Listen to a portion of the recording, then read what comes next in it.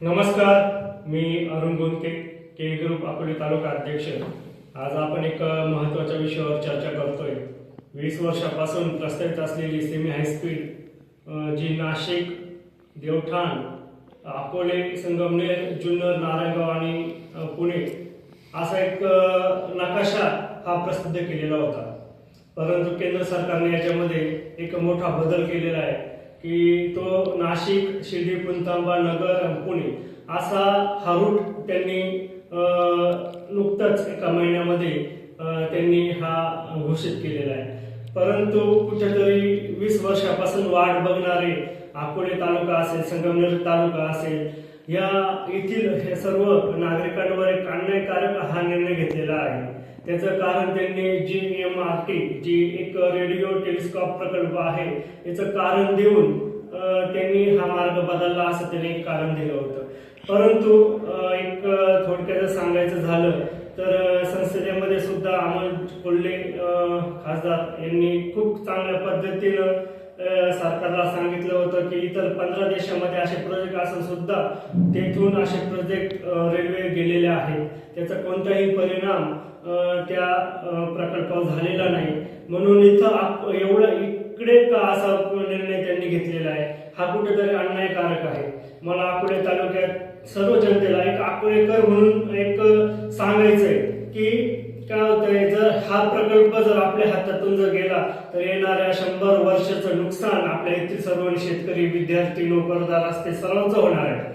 पण आपल्याला ही रेल्वे अकोल्यातून आपले एक मागणी अशी आहे की अकोलेकरांची की आपल्या अकोले तालुक्यातून एक तरी स्टेशन झालं पाहिजे। याचा जर उद्या जर आपल्या अकोले तालुक्यामध्ये एखादं जरी स्टेशन झालं तर त्याचा फायदा सरळ इथे विद्यार्थ्यांना होणार आहे। जे पुणे, नाशिक, मुंबईला एक्झामसाठी जात असतात त्यांना याचा फायदा होणार आहे। परत त्याच्यानंतर लिंदेव सारखे MIDC प्रस्तावित आहे। या MIDC ला ऍक्सेस सुद्धा या रेल्वेचा आपल्याला भेटणार आहे, त्याच्यामुळे उद्योगधंदे इथे वाढणार आहे। दुसरी गोष्ट, जर नाशिक, पुणे सारख्या मोठ्या शहरांची जर कनेक्टिव्हिटी जर आपल्या अकोले तालुक्याला जर मिळाली तर इथला जो नागरिक आहे, जर तो एखादा पेशंट असला तरी तो त्याने प्रवास करून एक व्यवस्थित तो उपचार घेऊन इतक्या लांब तो करू शकतो। त्यानंतर नोकरदार वर्ग आहे जे चाकणला काम करतात, नाशिकला काम करतात, MIDC मध्ये काम करतात, या सर्व जे नोकरी करणारा हा जो वर्ग आहे यांना सुद्धा येण्या जाण्यासाठी खूप मोठा चांगला त्यांना दिलासा मिळणार आहे। परत त्यानंतर त्यांच्यामध्ये आर्थिक त्यांची बचतही होणार आहे। मला एक थोडक्यात एक सांगायचं आहे की नुकत्याच सध्या आपल्या संगमनेरच्या काही लोकप्रतिनिधींनी या बाबतीत अकोले तालुक्याचा विचार हा करणं खूप गरजेचं आहे। संगमनेरचे आपले लोकप्रतिनिधीचे आमदार सत्यजित तांबे साहेब यांनी नकाशा जाहीर केलाय। त्यांची मागणी आहे की संगमनेर मधून ही रेल्वे गेली पाहिजे, निश्चितच गेली पाहिजे। परंतु अकोले तालुक्यामध्ये जर स्टेशन जर तुम्ही करणार नसाल तर हा कुठेतरी हा अन्याय हा अकोले तालुक्यावर होतोय, याचा तुम्ही एक चांगला विचार केला पाहिजे।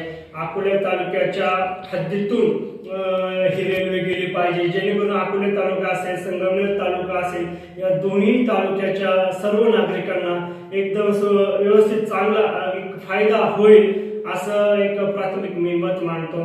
अकोले तालुका हा एक मागासलेला तालुका आहे। आपल्या अकोले तालुक्यामध्ये निसर्ग पर्यटन खूप मोठ्या प्रमाणावर आहे। इथले जे 13 TMCचं जे पाणी आहे ते उत्तर नगरला पुरवलं जातं। सर्वजण बाकीचे आपण भरपूर एका चॅनलवर बघितलं की अकोले तालुका हा सर्वात गरीब तालुका म्हणून त्यांनी सांगितलं होतं। परंतु तुम्हाला एक सांगायचं आहे की उत्तर नगर जिल्ह्याची जी पूर्ण शेतीची प्रगती आहे ती अकोले तालुक्याच्या पाण्यावर आहे। जर संगमनेर तालुका असेल किंवा इतर जे उत्तर नगरमधील आमदार, खासदार जेवढे काही लोकप्रतिनिधी असतील त्यांनी जर संकुचित विचार करून जर संगमनेरच्या पलीकडून जर रेल्वे नेली तर हा कुठेतरी अन्याय होईल असं मला वाटतं। परंतु एक जर त्यांनी तिकडूनच न्यायचा प्रयत्न केला तर अकोले तालुक्यातली सामान्य जनता, इथला तरुण वर्ग सुद्धा अकोले तालुक्यातील 13 TMCचे पाणी जे खाली जाते उत्तर नगरला पुरवलं जाते त्याचा सुद्धा अकोले तालुका संकुचित विचार करेल याची सर्वांनी एक नोंद